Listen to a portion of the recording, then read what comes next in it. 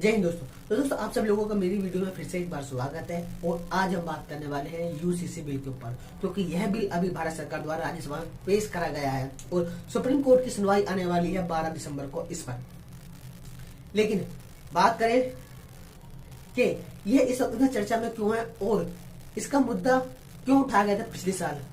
तो दोस्तों राजस्थान के एक व्यक्ति हैं जो एक मीणा जाति से बिलोंग करते थे, यानी अनुसूचित जनजाति से बिलोंग करते थे, और उन्होंने तलाक के लिए ट्राइबल कोर्ट में अर्जी दी कि मुझे अपनी पत्नी से तलाक चाहिए।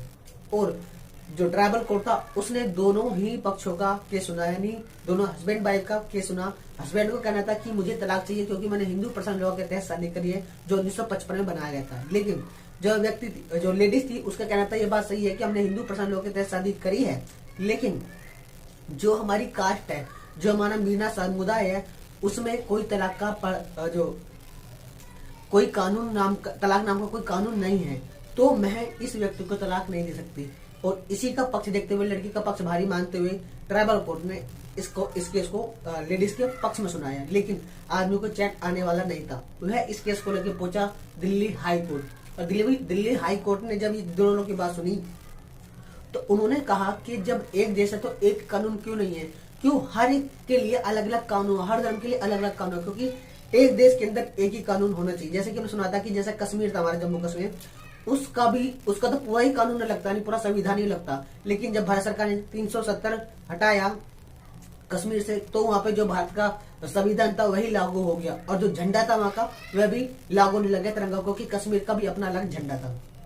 इसी को देखते हुए जो हाई कोर्ट था उसने कहा लॉ मिनिस्ट्री से कि यूसीसी पर एक बिल पेश कीजिए सरकार पे राज्यसभा में, और उस बिल को पास कराइए और कहिए कि एक देश के अंदर एक कानून होना चाहिए। लेकिन दोस्तों ये इतना ध्यान रखना कि हाई कोर्ट और सुप्रीम कोर्ट डायरेक्ट इस बिल को पेश नहीं कर सकते हैं राज्यसभा में। इसको कोई इंडिविजुअल व्यक्ति या राज्यसभा या लोकसभा का या कोई विधायक इसको पेश कर सकता है, लेकिन इसके आड़े सुप्रीम कोर्ट और हाई कोर्ट नहीं सकता, क्योंकि वह न्यायपालिका, उनका काम है सिर्फ न्याय देना लोगों को। अब ये बिल पास होता है नहीं होता, ये सरकार की जिम्मेदारी है।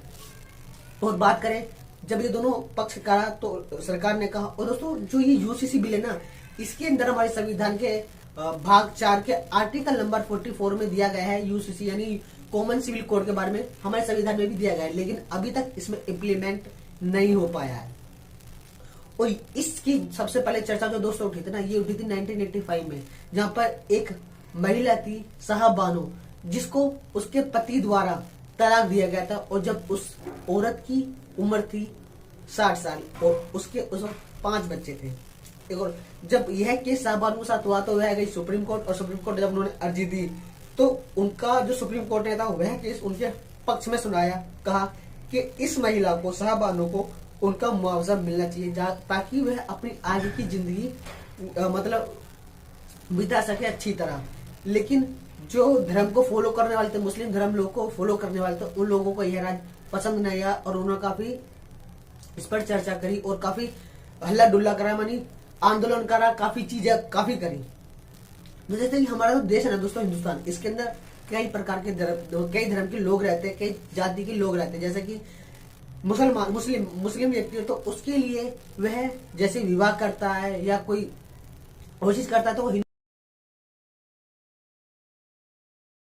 वह मुस्लिम पर्सनल लॉ के तहत करता है, और इसी को अगर कोई हिंदू करता है तो वह हिंदू पर्सनल लॉ के तहत वह कार्य करता है।